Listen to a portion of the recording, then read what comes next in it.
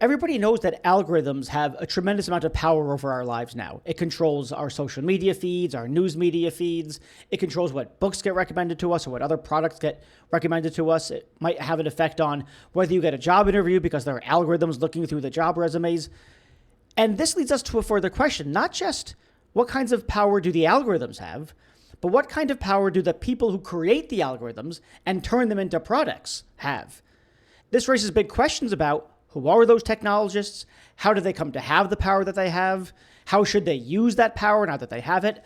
And this is the topic of my discussion with my guest today, Chris Wiggins, who is the chief data scientist at the New York Times and an associate professor of applied mathematics at Columbia University.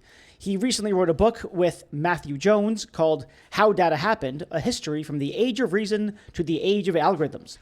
Our conversation is quite wide-ranging. We talk about the move from government to corporate surveillance, whether and why privacy is important, how data can be used to manipulate, what the responsibilities of those technologists are, and a whole lot more.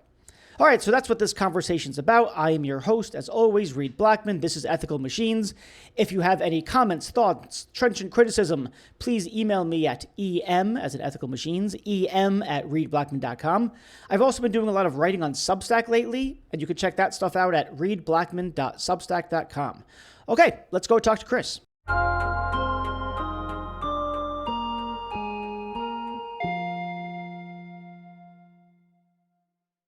Chris, you've written a book on two things that I wouldn't think go together nicely, or I wouldn't think that they would be a pair, data and history, or the history of data. I suppose I want to ask, what's that all about? Why should we care about, before I get to the story about why you wrote the book, but what's the big thing between history and data, and why do we need to understand the history of data? I think it's a really understudied topic, the history of data, but more generally, the history of technology. I was raised as a technologist, and that sort of technical education is not generally one that centers history. We go straight into writing code or doing math or what have you. But I think build stuff. Yeah, and I think particularly as the impact of technology expands, it goes outside the lines, it's useful to understand how it got that way, and history is one of the ultimate root cause analyses. The other thing, of course, about history is that it makes you realize, it didn't have to be this way. That all sorts of things that we assume just had to be the way they are actually really just total historical contingencies and could have been some other way. And then that gives people some creativity to think creatively about how things could be. Good. So give me an example of what's the case now that we take to be a kind of fixed, divine, stipulated condition of existence regarding data or technology that actually, if you understand the history, you understand just how contingent it is. Some of these, there's some micro and macro examples.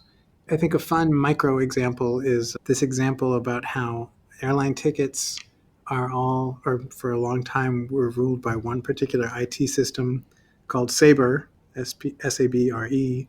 And I don't know, when I was young, my tickets used to say Sabre on it, and it was part of the same sort of IT database system. I never really thought about it.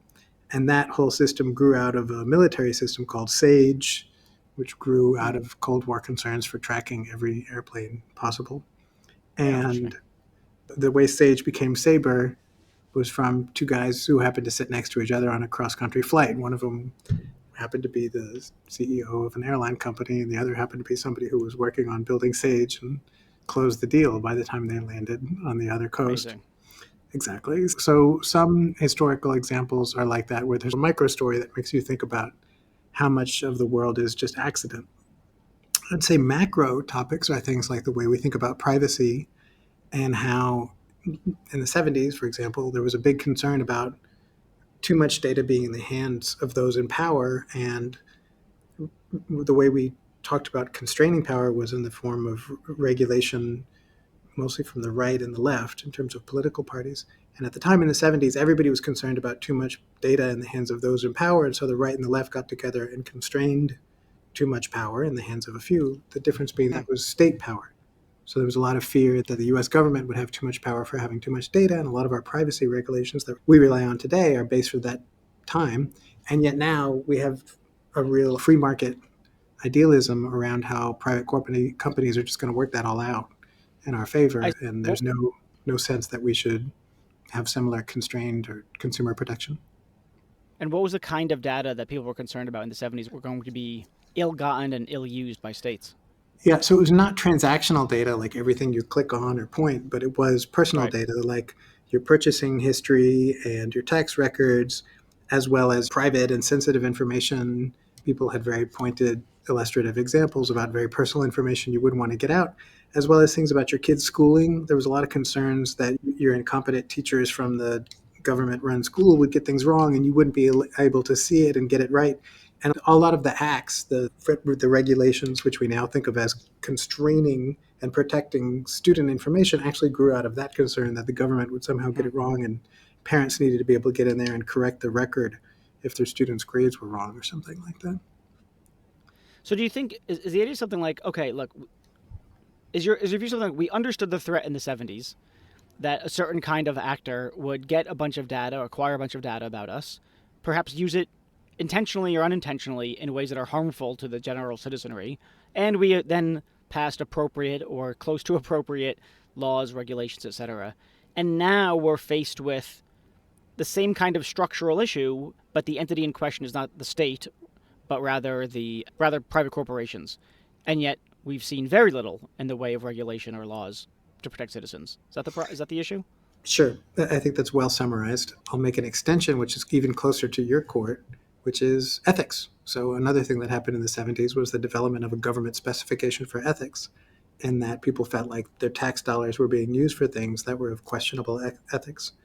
There was a couple of flashpoints. One was the Tuskegee experiment, and the other was federal taxpayer research that people were scared was going to be used for research on aborted fetuses at the time after Roe v. Wade. So Roe v. Wade, January 22nd, 1973, if I remember correctly. And so in the 70s, there was a lot of concern about how do we think about the ethics of federally funded research in the wake of these scandals. So we, I say we, but really Congress people and a commission developed a government specification of ethics. And that's another example where there were great harms and a lot of concern and a reaction. And now great harms don't have the sort of a centralized reaction from any central player. So that's interesting, though, because there is a place where there's a disanalogy, it seems, because as you've articulated, if I have this right, it was the case that citizens are giving money to government by way of taxes, and they want to make sure that that tax money is being spent appropriately, ethically, etc. That's going to include acting ethically with regards to what you know about your people, so with regards to what data you've got. And so there's that sort of, there's an initial motive. Not only don't be frivolous with my money, but don't be unethical with my money. Mm-hmm. And then you fast forward to corporations. We don't really have that same thing where we think that the corporations, standardly people don't think this anyway, the corporations, like we've given something to the corporations and now they owe us in some way. Instead, the argument has been, the government one sounds indirect. You owe us, you have to be responsible with our data by virtue of the fact that you have to be responsible with our money. And with corporations, we don't get to do that. We just get to say, you have to be responsible with my data. But that's going to require a kind of concern around one's data as opposed to concern about one's money, where concern about one's money, everyone's already got this concern that their tax money is being used poorly. But I think most people don't have that instinct that their data is being used poorly, if they even have a conception of what their data amounts to. Yeah, I think there's a lot of fun disanalogies there, including I think a lot of people don't really care so much what companies are doing with their data. Whereas there was a lot of fear of big government in the early 70s in particular, where people wanted to make sure that if a massive dossier wasn't being created about every individual, every American individual, that would track them in ways that were nefarious and could be used to coerce them. People don't seem to have that same fear about big corporations. Yeah, I mean, I had this conversation with Carissa Valise, I don't know, a bunch of episodes ago, and she's a big privacy advocate. And I have to confess, I find it difficult for me to get worked up about it. Maybe you can convince me that I should. Carissa was trying to convince me that I should, but part of me thinks these corporations, they collect a bunch of data, but all that data goes into these servers. No one's looking at this data. Maybe it's used, but I don't have there's not some person on the other end. We use sloppy language, I think, like the corporations know all about us.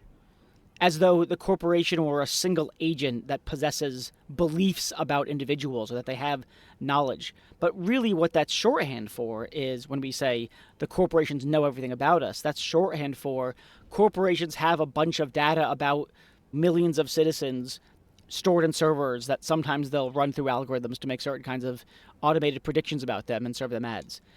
And I find it hard to get worked up about that, because the language of the corporation knows all this about you makes it sound very surveillance-y, very Eastern Germany. Yep. But that's not what's actually going on. I don't know. Do you think that I should be more worked up, or are you worked up about it? I'll agree with both halves of your excluded middle. So I will agree with you that the language is sloppy, and particularly any sort of anthropomorphic language about the way companies behave is sloppy language. I'll agree with that. On the other hand, I do think that there's room for concern about the way that our data is being used. So the big one that gets discussed a lot is surveillance around advertising. And Shoshana has a whole book about this, surveillance capitalism. Too big. That book is too big. Okay. And the idea that a lot of it is right there in the name. If you think about the title of the book. Right. Yeah, I think I read her New Yorker article or New York Times article, something like that. And I thought, okay, I get it. Then I went to get the book and I thought, no, this thing is gargantuan. I get it. Okay.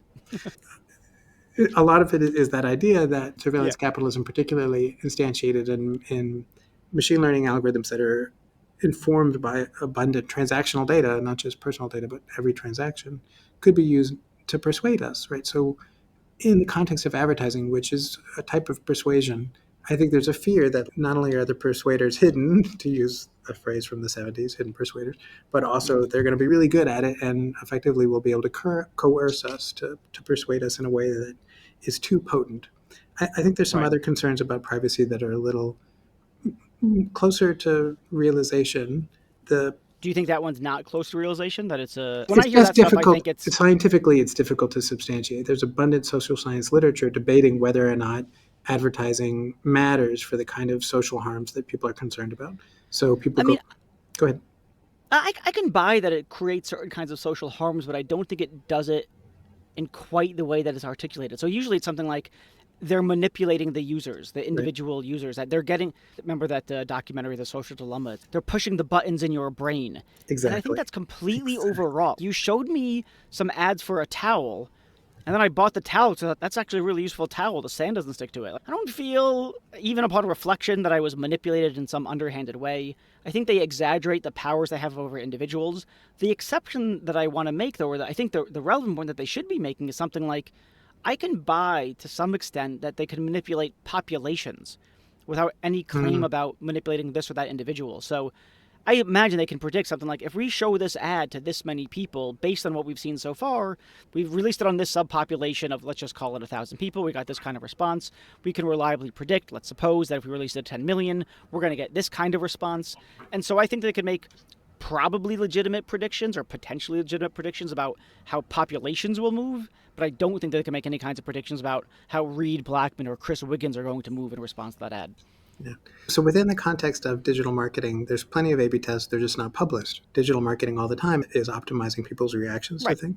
But the thing that people are concerned about in terms of harms, and that documentary is one good example, those things are more difficult for social scientists to actually empirically test, right? It's very difficult to do attribution to say that societal harms are due to machine learning empowered algorithms. That's a concern for many people around privacy, is that by knowing a lot about us, you'll be really good at persuading us, which in the context of digital marketing is pretty well borne out. Like, these companies are still in business, and digital marketers and performance marketers, meaning people who actually care if their money is being wasted, generally find that these things work for convincing you to buy a towel that the sand doesn't stick to. Thanks for that example, Reed.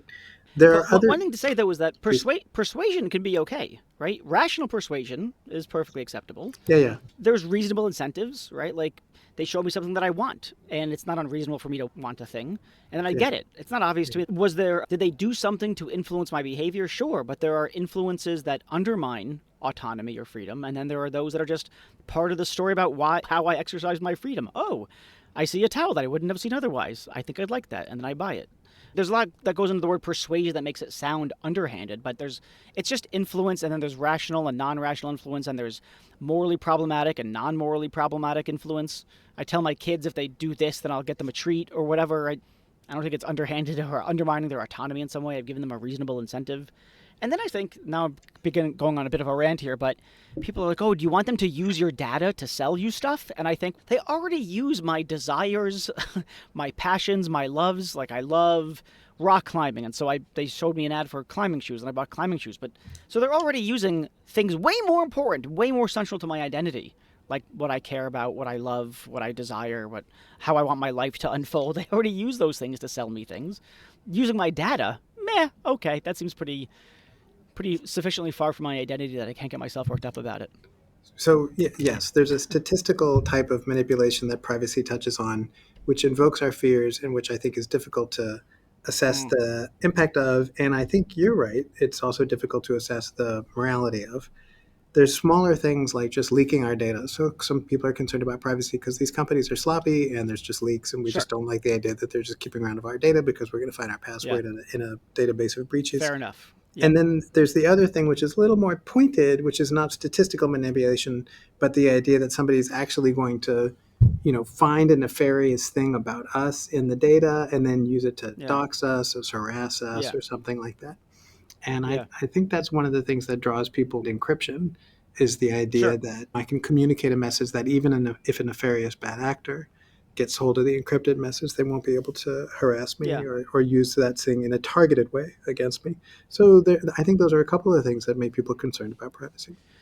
Yeah, those strike me as legitimate concerns, but I think people tend to misdescribe the nature of their concern or something along those lines. When I think of something like a privacy violation or an undermining of my autonomy, I think of something as it's, if you like, intrinsically wrong. I've been wronged by virtue of their, say, knowing that about me. By virtue of their having that data, I've been wronged. Independently of what they do with it, that would be a further wrong.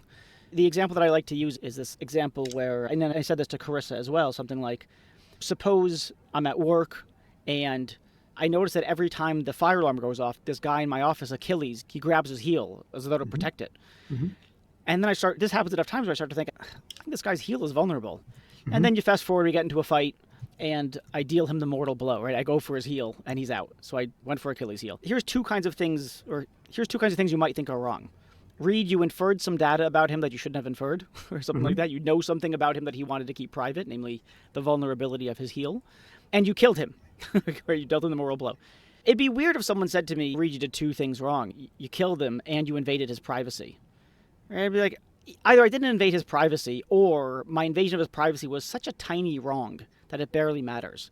And it's really the downstream the downstream harm or the downstream wrong from the possession of the knowledge about the vulnerability of his heel.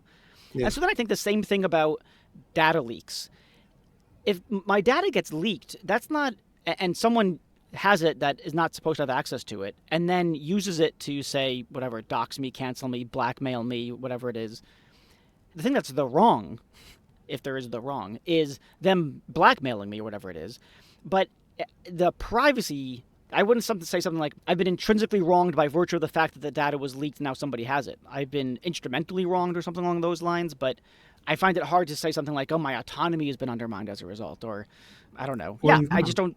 So I think you're going to an interesting place, which is to connect privacy violation with autonomy, which, again, is one of the three principles of the Belmont conception of ethics, right? That ethics can be framed in terms of ethical principles, autonomy being one of them. Did you, in your previous discussions about privacy, discuss Helen Missenbaum's conception of contextual integrity and that privacy is about flows of information rather than a fact? So one way of thinking about privacy is that privacy is an attribute of a fact, and the other way of thinking about privacy is an attribute of a disclosure. So the transmission of information is the thing to which you would ascribe the test of whether or not privacy has been violated. So it's okay for your fact to be private, but give it to your doctor, that's fine. But if you give it to your boss, that's not fine. So the fact, so the privacy is not an attribute of the fact. The privacy is an attribute of the flow of information. Yeah, that's a fine way of carving it up. I'm okay with that. I like to carve it up between, I'll call it active and passive conception of privacy. That's what I usually call it. So there's Passive conception of privacy is my privacy is respected on the condition that someone else has done certain kinds of things to ensure that things are not known about me, like anonymization or pseudonymization or aggregating data, blah, blah, blah, Good. differential privacy. Yep. And then I think of active conception of privacy as something that you exercise. It's a right you exercise. Just like when I close the blinds in my bedroom, I'm exercising my right to privacy. It's not something done to me. I'm not passive. I'm active. So too, when I give someone my data, or I consent for them to give my data to somebody else, that's me exercising what I would call an active conception of privacy. I'm exercising my right to privacy, something along those lines. That's nice. Yeah, so Nussbaum has this conception of privacy as being all about contextual integrity and about describing the flows of information. And she's got a couple of tests for the context. I actually think it's useful to think about privacy in terms of the disclosure. And does that disclosure challenge our conceptions of ethics? Does it challenge the autonomy and respect for the persons involved? Does it create harms? Does it somehow amplify injustice? And that is, I don't know, I think that's a nice way of thinking about whether privacy is being violated, as to analyze it where the unit of analysis is not the fact, but the disclosure or the flow of information. Yeah. I always find, I don't know, sometimes I think that the concern about privacy is it is subsumed under something else. Yes. Because one thing to note is I don't think that being a private piece of information is an intrinsic piece of data. It's not like some data comes along and it's got this little label on it, private.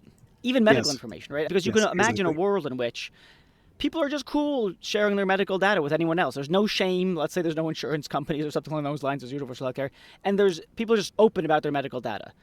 I wouldn't say that's a place where everyone's medical information or medical data is that their right to medical privacy is being violated. I would say that's just a place where no one cares about whether people know their medical data. It just doesn't matter.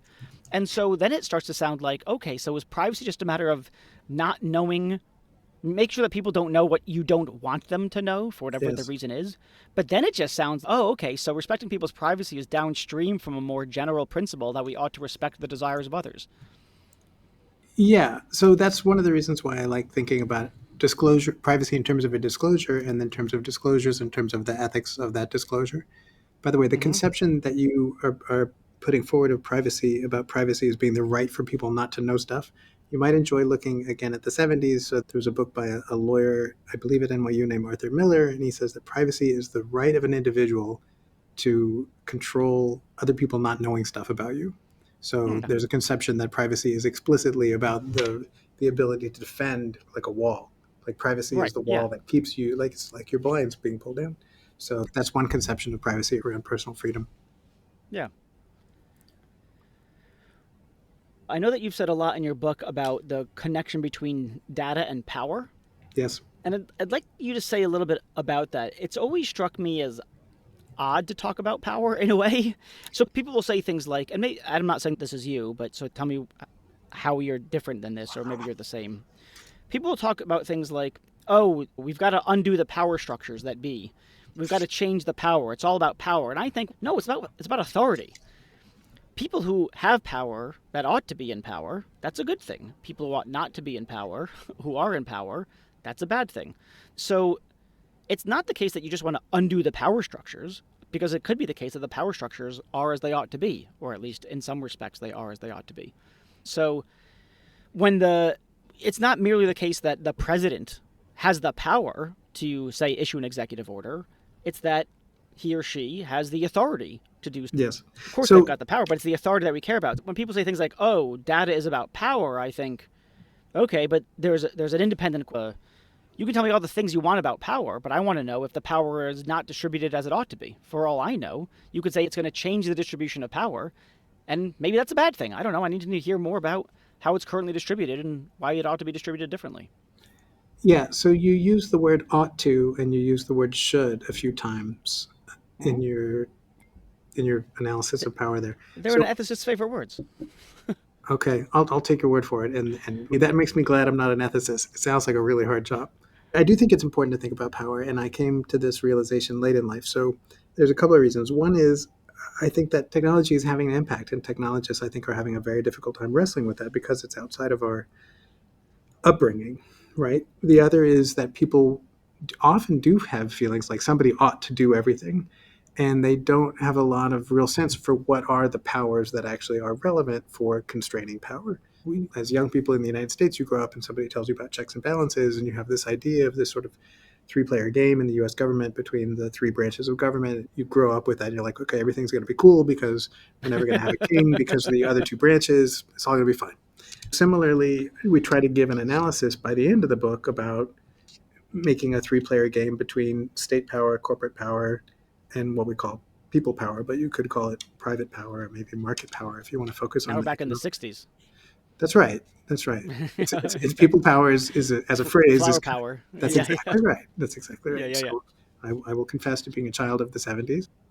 Yeah, it's a phrase you don't hear very much anymore, but we found it a useful rubric in the 13th chapter for thinking about centers of power. But let me get back to the role of power for technologists. Right after the Snowden revelations in 2013, Philip Rogaway, the cryptographer, wrote this essay directed at his fellow cryptographers that's called The Moral Character of Cryptographic Work. And it opens, cryptography rearranges power, it changes who can do what from what. And it was an essay written by somebody who, like me, was raised a technologist. Probably he grew up his life focusing on the sweet mathematics of cryptography, which is pretty cool. And then after Snowden revelations, I think he was like, wow, that we, my community, are really at the tip of the spear, whereas we thought we were in the basement or enjoying our sort of harmless game. This is a realization that's happened to mathematicians for centuries, by the way, that they think they're working on sort of an abstraction, and then they realize it actually has some impact.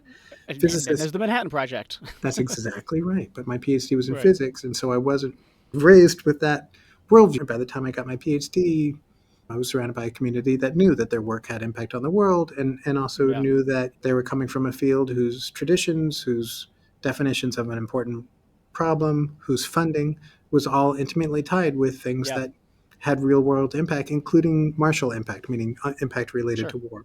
On the other hand, for computer scientists or machine learners or statisticians, I don't know that everybody is raised with that idea that their work has a moral character, to use Philip Rogaway's phrase. We thought it was important, or I thought it was important, for young technologists to realize that the things that they're doing, particularly deployed computationally and at scale, have politics. Politics not in the sense of voting, but in the sense of rearranging power. Right, which again, as a technologist, I was never raised using the word politics, but I've learned to become comfortable with the idea that technology has politics in the sense that it rearranges power. But you said that you don't like hearing people talk about power because they're going to say what should be done. So we try to stay away from what should be done, in part because there's no one right answer to how radical a reform should be. There's always going to be people who think that the reform that should be done is a rearrangement, and other people who think that the reform is an overturning of tables. So there's no one right answer. There's defund the police and there's modify the police. That's right. And I find that makes reform very difficult, because it's very difficult to get people to align even on how radical the reform is appropriate. We read our book, and I've had technologists say to me, "Oh, your book is very accusatory," and then I've had other people read the book and say, "You don't spend enough time talking about how we need to dismantle the underlying structures that empower technology." There's no one right answer to how radical reform should be, which can make one of the many reasons reform is difficult, in addition to the fact that generally power is going to power, meaning generally people who are in power are interested in using new technologies to defend their powers rather than to empower the defenseless. Yeah, so I don't know if pushback is the right phrase, but let me push back a little bit on a couple of things. So one is, what do you want technologists to do? Let's grant, for the sake of argument, that what they're doing is they're playing a role in moving around power in this way or that. But they are a junior data scientist at a Fortune 500 company, or maybe they're one of a team of people at, say, an OpenAI, or maybe they're mid-career, even senior level. But when you're talking about power moving among massive players, and you're just talking about technologists who have different, just like any other person, they've got different viewpoints, different beliefs, different values. And I guess can't someone just say, yeah, I guess I'm moving around power, but I don't know where I'm moving it to. I couldn't know where I'm moving it to. There are too many causal variables involved. I'm one link in a massive causal chain. I collected the data. I tested the model, or I validated the model, or I was in charge of deployment or of monitoring. But there's so much more going on around. The fact that I'm a technologist playing some role in moving around power doesn't show that I should do anything about it, since I'm just one small link in the causal chain. That's one pushback. The other pushback goes from the other direction, which is something like, aren't you really, you're saying that technologists are moving around power, but is that really true? Isn't that sort of a technologist's fantasy to think, oh, look how powerful I am. I build these models, I build these algorithms, or train these machines, and I'm really powerful. When in fact, I know that you think the technology is political. What's political? Politics. And that's how politics and money, and that's how real power is transferred. And so it might be a nice fantasy to think that the technologies are so powerful.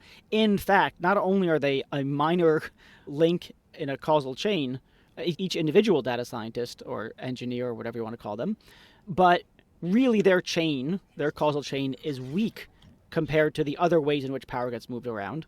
And so why focus on the power that gets moved around by technologists?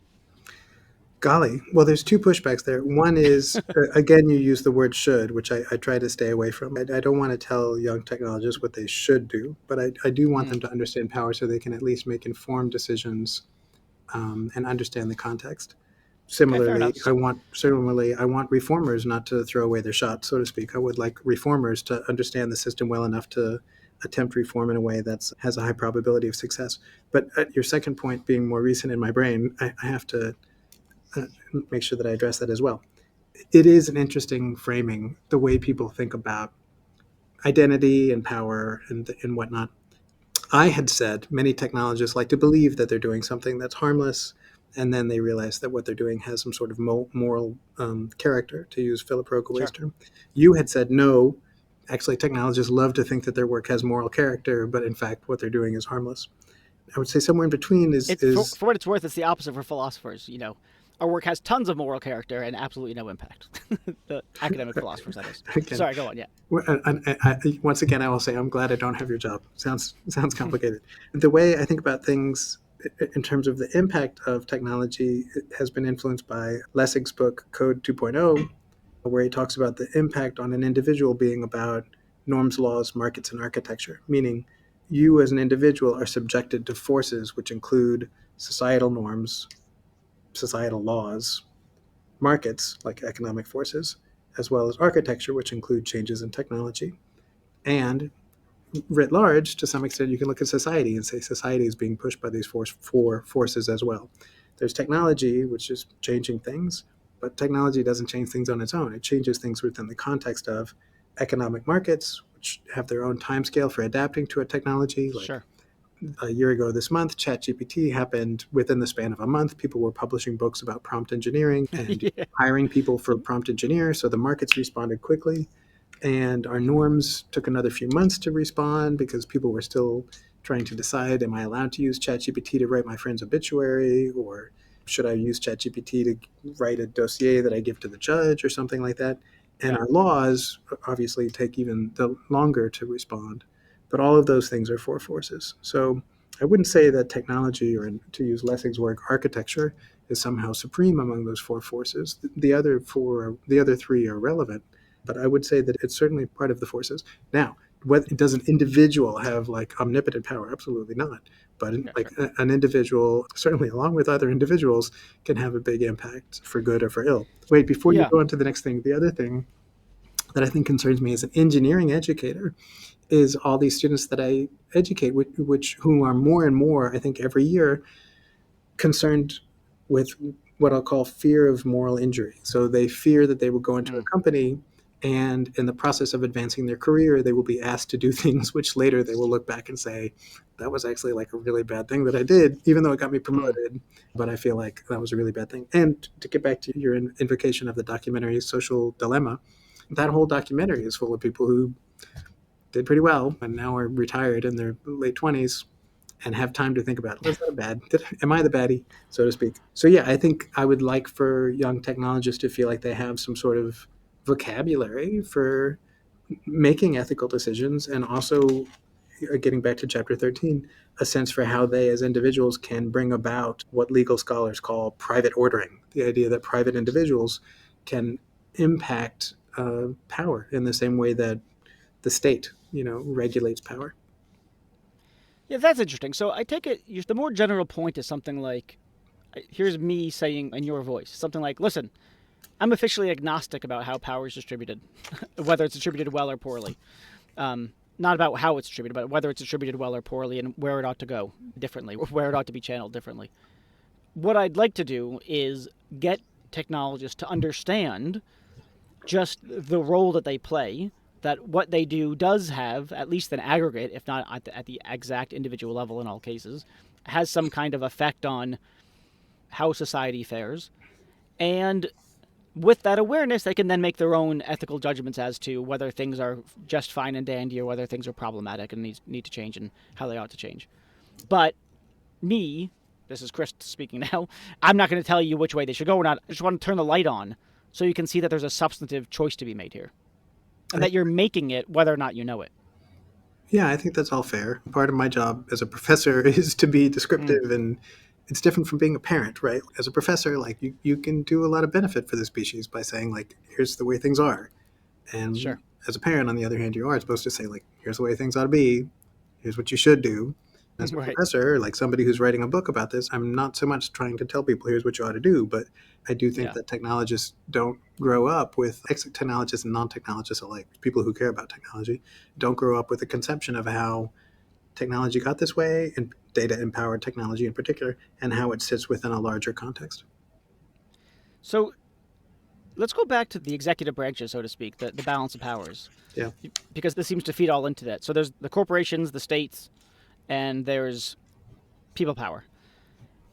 I take it, so one question is something like, do you have a political goal here, which is for technologists to unite in some fashion or other to be a counterbalance to the other two members of the holy trinity of power?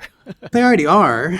It's just not everybody seems to realize it, that they have that as their option. So there's technologists who will organize, or they'll stage walkouts, or they will be whistleblowers. Sure. Yep. And so there's a few technologists who not only realize that's something that's in their capability, but act on it. Most technologists don't seem to realize that, like, they're in a special place as individuals at these tech companies, particularly, at least as long as it lasts, that those people are in demand. They have the potential for a lot of impact. Again, though, I just would like them to see themselves as one of the ways that they order power, in addition to the way that corporations effectively regulate each other, and in addition to the way that we all look to the state or government in one way or the other to fix it. I think we have a knee-jerk reaction, at least in the States, to say, okay, something's messed up, so U.S. federal government should fix it. And U.S. federal government is just one small slice of all the various powers that are at play. Sure. There's another thing, which is just that there's some things that we don't want to have laws against, that we don't want to regulate against, even though we think they're, say, ethically bad and things should be otherwise. It's a problem with the culture or something along those lines. So my go-to example for just things that are ethically wrong that we don't want laws against are, say, cheating on your spouse. Don't do it. I think it's ethically wrong. I think you're betraying your spouse, lying to a friend. Don't do that either. But I sure as hell don't want to live in a country where it's literally illegal to do such things and people go to jail for that sort of thing. That seems a terrible place to live. That seems oppressive. Yeah, that's an interesting one because, of course, we do have breach of contract in litigation. So we have laws, and there's things that the U.S. government can do, for example.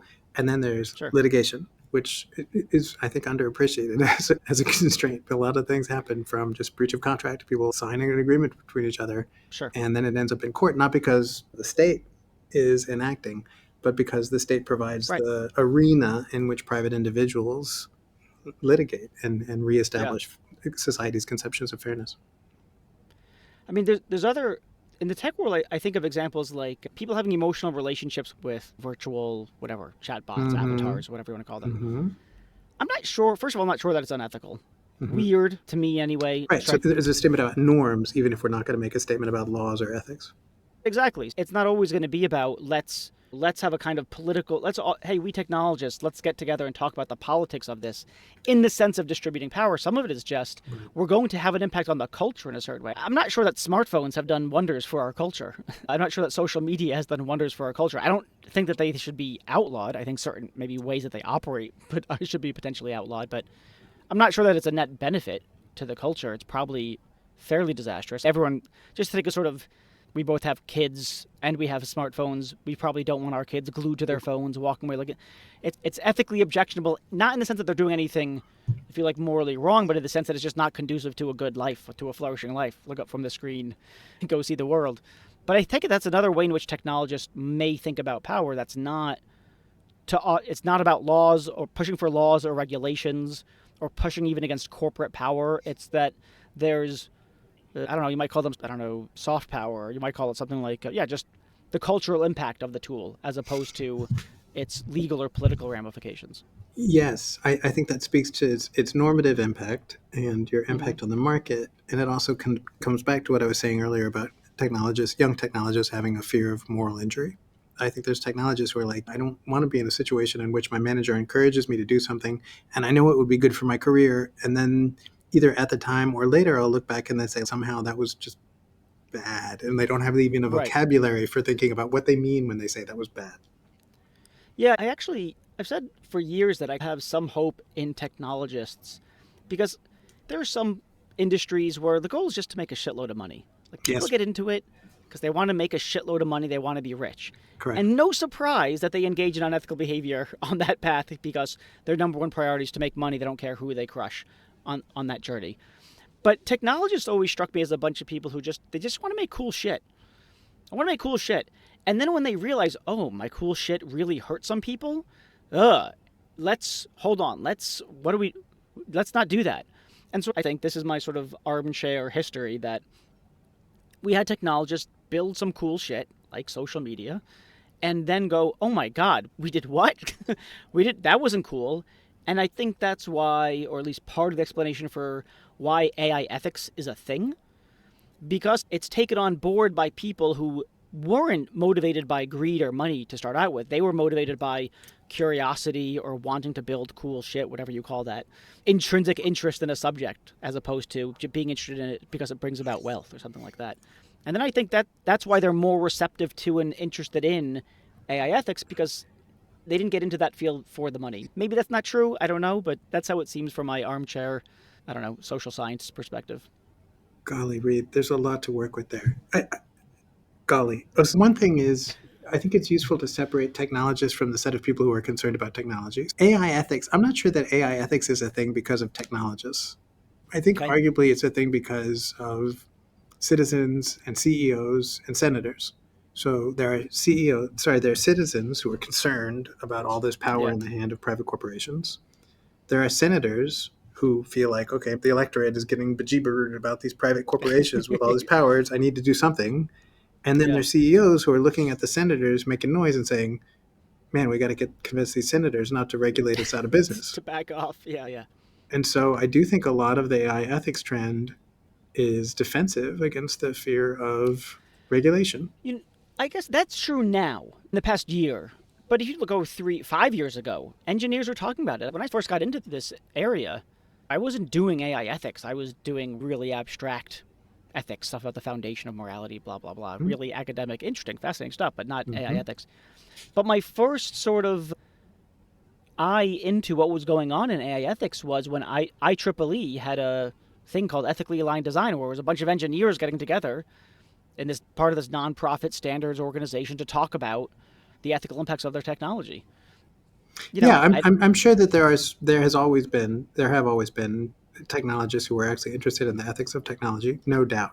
I just wonder if the main thing that's been fueling AI ethics as a thing is the qualms of people like Philip Rogaway or retirees from the tech industry who are wondering if they're yeah, baddies, or yeah, engineers going into the field who have fear of moral injury and want to know how to defend themselves against the possibility that they're going to be asked to do something that kills people or yeah, ruins society or something like that. sure, yeah. I feel I like mean, a lot of the fuel for AI ethics writ large, and remember, the fuel is often traceable in terms of flows of funding, is in terms of right, large yeah, private corporations who are yeah, funding, thought leader institutes that publish prolifically about yeah, AI yeah, yeah. ethics. But Reed, before we go too far, I want to go back to something else you said about money. So I think that thesis that technologists went into technology because of autonomy and mastery rather than salary is reasonable on a long time scale, because certainly before 2008, it was definitely not the visible thing that people were Right. going into for lots of money.